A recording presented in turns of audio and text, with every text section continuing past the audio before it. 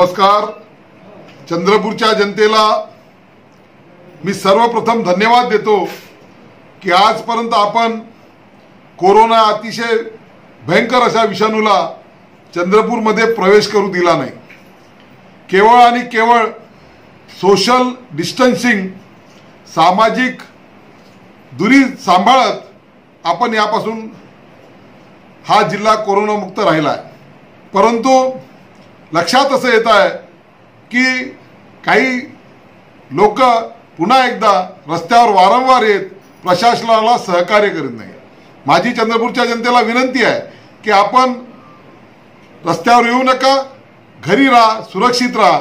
आणि एकदा का हा जर कोरोना चंद्रपूर जिल्ह्यामध्ये आला तर मात्र आपल्याला अनेक अडचणींना आपल्याला सामोरं जावं लागेल.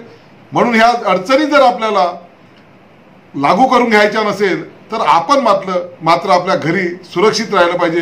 ही मी पुन्हा एकदा आपल्या समोर विनंती करतो. घरी राहा, सुरक्षित राहा.